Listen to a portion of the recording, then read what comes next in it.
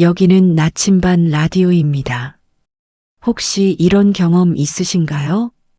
정말 좋은 마음으로 한 말이었는데 그 뒤로 그 사람과의 사이가 어색해진 느낌 말입니다. 때론 어떤 말을 하고 나서 아차 싶었던 적도 있으십니까? 괜히 말했나? 안 하는 게 나았나? 이런 생각으로 후회가 막 밀려온 적도 있으셨을 겁니다. 사실 이런 경험은 나이와 상관없이 누구나 합니다. 특히 인생을 어느 정도 살아온 분일수록 더 자주 겪습니다. 경험이 있고 지켜본 것도 많고 그래서 조언해주고 싶은 마음이 자연스럽게 생기기 때문입니다. 그런데 이상합니다. 예전에는 조언을 해도 고맙다는 말을 듣던 사이였는데 요즘은 이전과 다르지 않은 말을 하는데도 분위기가 괜히 어색해지곤 합니다. 말의 내용은 달라지지 않았는데 상대방의 반응만 좀 달라진 것 같습니다. 그런데 여러분, 관계가 멀어지고 어색해지는 이유는 무슨 말을 했느냐보다 어떻게 전달되느냐가 더 크게 작용하는 순간들이 있습니다. 겉으로 보면 단순한 말 한마디입니다. 이렇게 해보는 게 어때? 그건 좀 조심하는 게 좋아. 하지만 그 말이 나올 때의 분위기, 표정, 속도, 간격 같은 것들이 상대에게는 전혀 다른 의도로 전달되기도 합니다. 말은 도움을 주는 말처럼 들리는데 마음은 평가받고 있다는 느낌을 받을 때가 있습니다. 이 차이는 아주 미묘하지만 관계에서는 꽤 안 좋은 결과를 만들어냅니다. 오늘 이야기는 누군가를 설득하는 법이나 말을 잘하는 기술을 알려드리려는 시간은 아닙니다. 조용히 관계를 지키는 어른의 말이 어떤 사이를 남기는지 그 흐름을 함께 들여다보는 시간입니다. 혹시 지금 떠오르는 일이 있다면 그건 잘못된 것이 아닙니다. 그만큼 마음을 썼다는 뜻이기도 합니다. 오늘의 이야기를 천천히 따라가시다 보면 앞으로 누군가에게 조언해주고 싶을 때 관계까지 잃지 않아도 되는 지점이 보이게 됩니다. 이런 이야기들이 도움이 되셨다면 구독과 좋아요를 눌러주시면 좋겠습니다. 앞으로도 사람 때문에 마음 쓰이지 않도록 관계를 편안하게 바라보는 이야기들을 계속 전해드리겠습니다. 병원 대기실에서 자주 보게 되는 장면입니다. 옆자리에 앉은 사람이 한숨을 쉽니다. 검사 결과가 아직도 안 나왔네. 그 말을 들은 친구는 이렇게 답합니다. 여기보다 검사 결과 빨리 나오는 병원으로 진작 옮겼어야지. 말 자체는 틀리지 않습니다. 현실적인 조언이고 실제로 도움이 될 수도 있습니다. 그런데 분위기가 묘하게 가라앉습니다. 말을 들은 쪽은 고개를 끄덕이지만 더 이상 말을 이어가지 않습니다. 이 장면에서 중요한 건 조언의 내용이 아닙니다. 말투입니다. 끝을 딱 잘라 말하는 방식, 이미 결론을 내려버린 듯한 어조입니다. 도와주려는 마음은 있었지만 말투가 먼저 판단처럼 들립니다. 미국 캘리포니아 대학교에서 진행된 의사소통 연구가 있습니다. 같은 문장을 사용하되 말끝을 결론형으로 말했을 때와 부드럽게 말했을 때 상대가 느끼는 심리적 거리감을 비교한 실험입니다. 결론형 말투를 들은 집단은 상대가 나를 평가하고 있다고 느낄 확률이 높게 나타났습니다. 반면 부드러운 말투를 들은 집단은 내 상황을 이해하려 한다고 느꼈다는 응답도 높게 나왔습니다. 그 사람이 그런 행동을 하는 건 대부분 이 때문입니다. 조언이 아니라 평가를 먼저 들었다고 느끼기 때문입니다. 이건 성격 문제가 아니라 패턴입니다. 말은 멀쩡한데 말투가 이미 결론을 내려버리는 패턴입니다. 본인은 설명했다고 생각하지만 상대는 이미 답을 정해놓고 말한다고 느끼게 됩니다. 말투는 생각보다 솔직합니다. 말의 속도, 끝맺음, 쉼표의 위치까지 사람의 태도를 그대로 드러냅니다. 특히 경험이 많은 사람이 결론형으로 말할수록 상대는 더 쉽게 작아집니다. 쇼펜하우어는 이런 말을 남겼습니다. 사람은 말 속에서 생각을 듣는 것이 아니라 태도를 느낀다. 말의 의미보다 말하는 사람의 위치가 먼저 전달된다는 뜻입니다. 가르치려 드는 말투는 아무리 옳아도 듣는 사람의 마음을 닫게 만듭니다. 그래서 모든 조언을 할 필요는 없습니다. 오늘 나의 말투가 부드럽지 않다 싶으면 굳이 말을 보태지 않아도 됩니다. 도와주지 않는 게 아니라 관계를 먼저 지키는 선택이 됩니다. 이건 외면이 아니라 잠시 거리두기입니다. 내 마음도 상대의 마음도 함께 보호하는 방식입니다. 가족 모임에서 자주 벌어지는 장면입니다. 식사를 마치고 차를 마시며 이런 대화가 오갑니다. 요즘 잠을 잘 못 자. 그러자 누군가가 말합니다. 그럼 낮잠을 좀 줄여야지. 말은 짧고 간단합니다. 그런데 그 말투가 귀에 자꾸 걸립니다. 끝이 살짝 올라가면서 결론적인 톤입니다.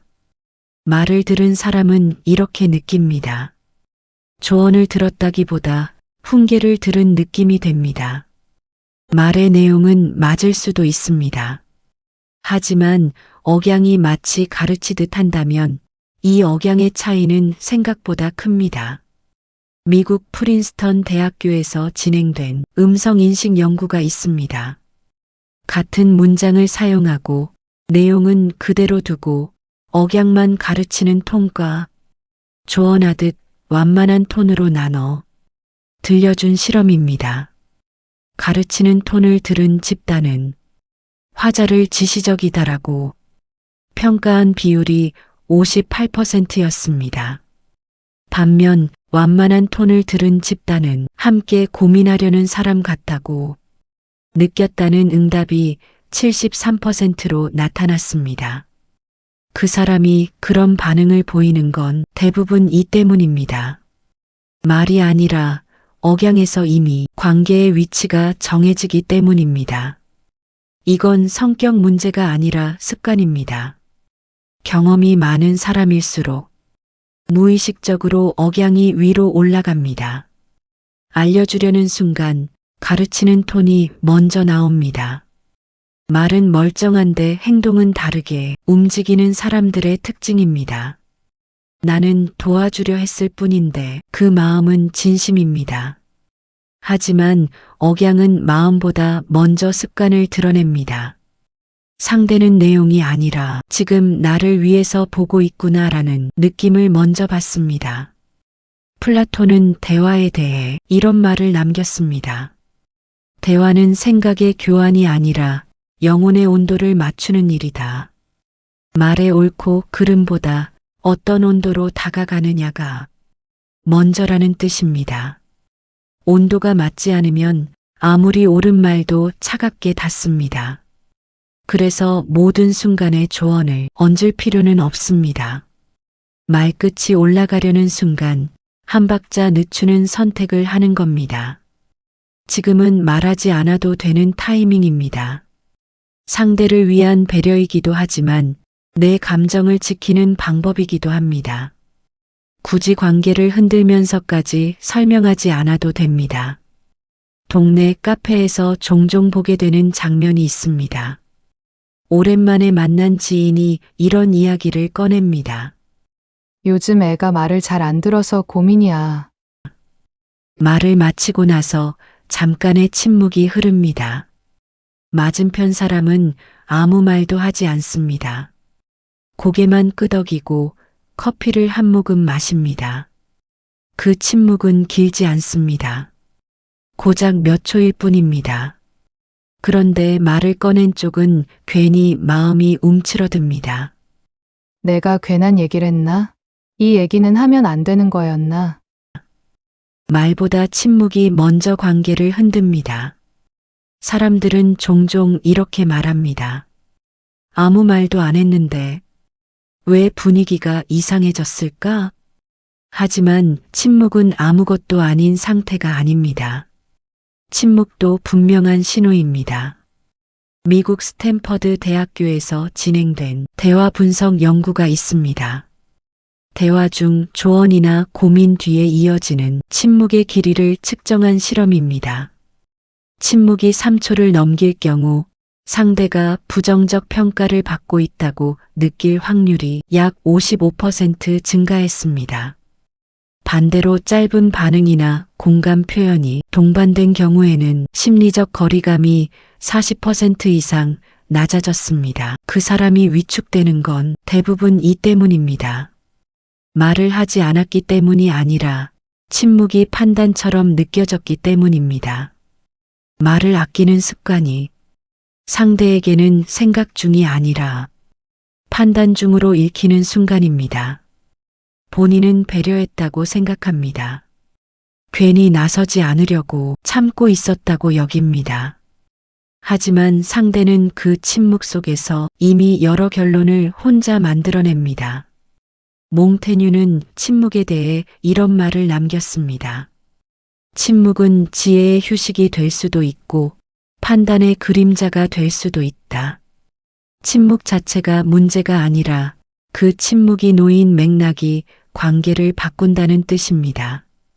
그래서 때로는 말을 하지 않는 것보다 짧은 한마디가 더 따뜻할 수 있습니다. 해결책을 주지 않아도 됩니다. 고개를 끄덕이며 그럴 수 있겠네. 이 정도면 충분한 순간도 많습니다. 모든 고민을 책임질 필요는 없습니다. 상대의 인생까지 짊어질 의무도 없습니다. 조언하지 않는 침묵이 아니라 관계를 닫아버리는 침묵만 조심하면 됩니다. 그 선을 지키는 것만으로도 내 마음은 훨씬 가벼워집니다. 가족 모임에서 이런 장면이 종종 나옵니다. 조카가 진로 이야기를 꺼냅니다. 요즘 진짜 뭘 해야 할지 모르겠어요. 일자리가 너무 없어요. 말을 하는 동안 어른들은 조용히 듣고 있습니다. 그중 한 사람이 아무 말 없이 조카를 바라봅니다. 미간이 살짝 찌푸려지고 조카를 빤히 바라봅니다. 아직 아무 말도 하지 않았습니다. 그런데 말을 꺼낸 조카는 그 다음 말을 삼켜버립니다. 눈빛 하나로 이미 답을 들은 느낌이 됩니다. 눈빛은 말보다 빠릅니다. 조언이 나오기도 전에 상대는 이미 평가를 받았다고 느낍니다. 그래서 마음을 닫습니다. 하버드 대학교에서 실험한 시선 연구가 있습니다. 대화 중 고민을 털어놓는 상황에서 지속적 응시와 부드러운 분산 시선을 비교한 실험입니다. 지속적으로 응시당한 집단은 자기방어 반응이 47% 높게 나타났습니다. 반면 시선을 자연스럽게 풀어주는 경우에는 상대가 나를 존중한다고 느꼈다는 응답이 68%에 달했습니다. 그 사람이 말문을 닫는 건 대부분 이 때문입니다. 말을 듣지 않아서가 아니라 눈빛에서 이미 결론을 읽었기 때문입니다. 이건 성격 문제가 아니라 패턴입니다. 경험이 많은 사람일수록 무의식적으로 눈의 판단이 먼저 담깁니다. 말은 멀쩡한데 행동은 다르게 움직이는 사람들의 특징입니다. 입으로는 내가 알아서 해라고 말하지만 눈빛은 답은 이미 정해져 있다고 말합니다. 상대는 그 미묘한 신호를 정확히 받아냅니다. 플라톤은 이런 말을 남겼습니다. 영혼은 말보다 먼저 서로를 알아본다. 눈빛은 생각을 숨길 수 없는 통로라는 뜻입니다. 그래서 조언이 필요 없는 순간에도 눈빛 하나로 관계의 방향이 정해지곤 합니다. 모든 상황에서 진지하게 바라볼 필요는 없습니다. 고개를 살짝 돌리거나 시선을 잠시 풀어주는 것만으로도 상대는 훨씬 편해집니다. 이건 무관심이 아니라 거리두기입니다. 상대의 선택을 대신 짊어지지 않아도 됩니다. 눈빛으로까지 책임질 필요는 없습니다. 내 감정을 보호하면서도 관계를 지킬 수 있는 방법은 생각보다 사소한 데서 시작됩니다. 직장 점심시간에 자주 벌어지는 장면입니다. 밥을 먹다가 누군가가 조심스럽게 말을 꺼냅니다. 요즘 일이 좀 버겁네요. 그 말을 들은 사람은 고개를 끄덕이며 미소를 짓습니다. 입꼬리는 올라가 있는데 눈은 웃지 않습니다. 미간은 거의 풀리지 않습니다. 말은 이어집니다. 다들 그 정도는 겪어요. 지나고 보면 별거 아니에요. 조언처럼 들릴 수도 있는 말입니다. 그런데 말을 꺼낸 사람은 더 이상 자신의 이야기를 하지 않습니다. 표정에서 이미 답을 받은 느낌이 되기 때문입니다. 표정은 말보다 솔직합니다. 특히 걱정이나 고민을 털어놓는 순간에는 상대의 얼굴을 본능적으로 먼저 읽게 됩니다. 웃고 있는지, 굳어 있는지, 긴장이 있는지 그 미세한 차이를 놓치지 않습니다. 독일 막스 플랑크 연구소에서 진행된 표정 인식 연구가 있습니다.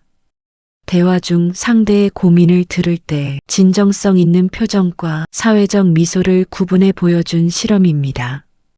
사회적 미소를 본 집단은 공감받지 못했다고 느낀 비율이 약 61%로 나타났습니다. 반면 눈가와 입 근육이 함께 움직이는 표정을 본 집단은 심리적 신뢰도가 200 높게 측정되었습니다. 그 사람이 말을 멈추는 건 대부분 이 때문입니다. 조언이 틀려서가 아니라 표정에서 이미 마음의 거리를 느꼈기 때문입니다. 습관처럼 굳어진 얼굴이 상대에게는 냉정함으로 읽히는 순간입니다. 말은 멀쩡한데 행동은 다르게 움직이는 사람들의 특징입니다. 힘내라는 말을 하면서 표정은 이미 그 상황을 가볍게 여기고 있습니다. 상대는 그 불일치를 정확히 느낍니다. 몽테뉴는 이런 말을 남겼습니다. 사람은 말로 설득되기 전에 얼굴로 안심한다. 무슨 말을 하느냐보다 어떤 얼굴로 마주하느냐가 먼저라는 뜻입니다. 표정은 말의 해설서처럼 작동합니다. 그래서 모든 순간에 따뜻한 얼굴을 유지할 필요는 없습니다. 억지 미소를 지을 필요도 없습니다. 다만 굳이 판단이 묻어나는 얼굴을 내보일 필요도 없습니다. 이건 상대를 배려하기 이전에 내 감정을 보호하는 선택입니다. 상대의 삶을 대신 책임질 필요는 없습니다. 표정까지 얹어서 무게를 나눠 가질 이유도 없습니다. 한 발짝 물러난 얼굴이 관계를 오래 유지시키는 경우도 많습니다. 동네 모임에서 이런 장면을 자주 보게 됩니다. 누군가가 자신의 계획을 설명합니다. 말이 길어지고 설명이 조금 복잡해집니다. 그때 옆에 있던 사람이 손을 들어 말을 자릅니다. 손바닥을 세우거나 손가락으로 방향을 그리며 말합니다. 아니, 그게 아니라 이렇게 해야지. 말은 여전히 조언입니다. 도와주려는 의도도 분명합니다. 하지만 그 순간 공기가 바뀝니다. 설명하던 사람은 말을 멈추고 고개를 끄덕입니다. 더 이상 자신의 생각을 이어가지 않습니다. 손짓은 말보다 빠르게 위계를 만듭니다. 손을 들어 끊는 동작, 방향을 지시하는 손가락, 공간을 가르는 제스처는 무의식적으로 내가 위에 있다는 신호가 됩니다. 이탈리아 파르마 대학교에서 진행된 제스처 연구가 있습니다. 대화 중 조언 상황에서 개입형 손짓과 열린 손 제스처를 비교한 실험입니다. 손으로 말을 끊거나 방향을 지정하는 제스처를 본 집단은 화자를 통제적이다라고 인식한 비율이 64%에 달했습니다. 반면 손을 몸쪽에 두고 열린 손바닥을 유지한 경우에는 함께 이야기하고 있다고 느낀 비율이 71%로 나타났습니다. 그 사람이 갑자기 말이 줄어드는 건 대부분 이 때문입니다. 말을 빼앗겼다고 느끼는 순간 생각도 함께 접히기 때문입니다. 이건 성격 문제가 아니라 패턴입니다. 설명하려는 손이 가르치려는 손으로 바뀌는 순간입니다. 말은 멀쩡한데 행동은 다르게 움직이는 사람들의 특징입니다. 내 말 이해해라고 하면서 손은 이미 다음 방향을 가리키고 있습니다. 상대는 그 손짓에서 자신의 자리가 사라졌다는 신호를 받습니다. 쇼펜하우어는 이런 말을 남겼습니다. 사람은 말로 반박당할 때보다 자리를 빼앗길 때 더 빨리 침묵한다. 대화는 말의 싸움이 아니라 공간을 나누는 일이라는 뜻입니다. 손짓은 그 공간을 차지하는 행위가 됩니다. 그래서 모든 설명에 손을 보탤 필요는 없습니다. 손을 내려놓는 것만으로도 상대는 다시 말을 이어갈 용기를 얻습니다. 이건 뒤로 물러남이 아니라 선긋기입니다.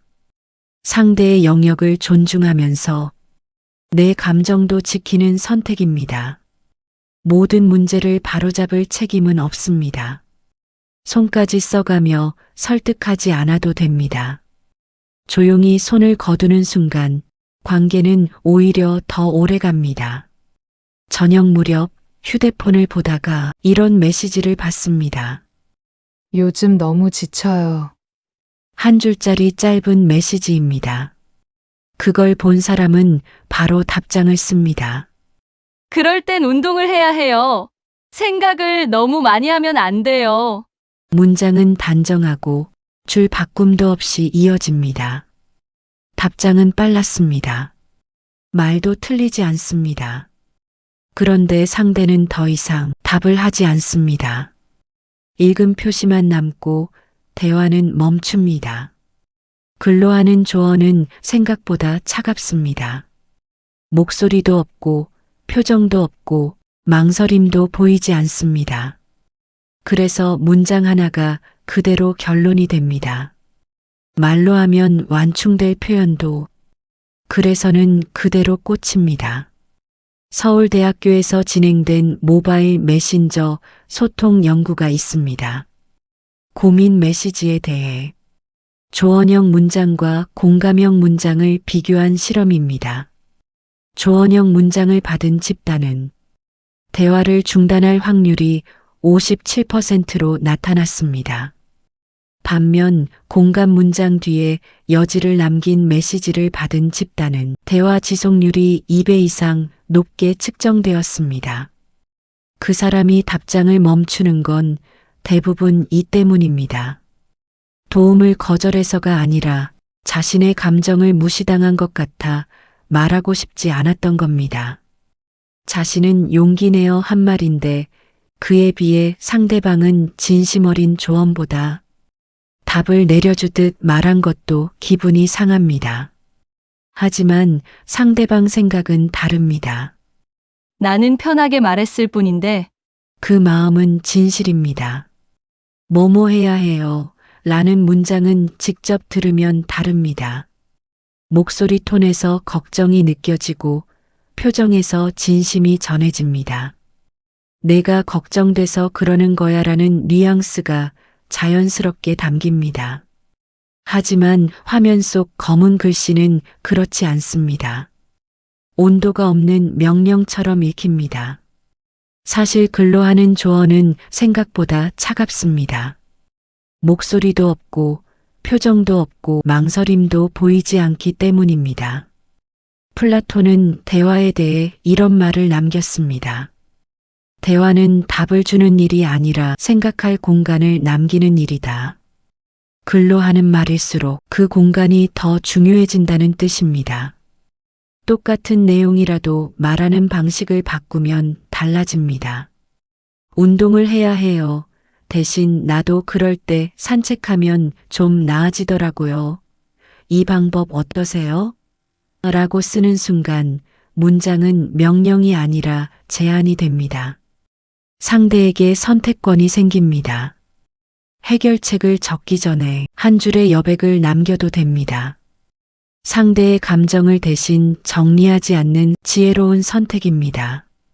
지쳐요라는 말에 많이 힘들었구나 라고만 답해도 됩니다. 고작 카톡 몇 줄로 인생의 조언도 필요도 없습니다. 우리가 할 수 있는 건 결국 그 사람이 스스로 답을 찾을 때까지 곁에서 기다려주는 것뿐입니다. 몽테뉴는 이렇게 말합니다. 가장 현명한 말은 상대를 설득하지 않고도 곁에 머물게 한다. 말로 이기려는 순간 관계는 멀어지고 함께 남으려는 태도에서 신뢰는 자라난다는 뜻입니다.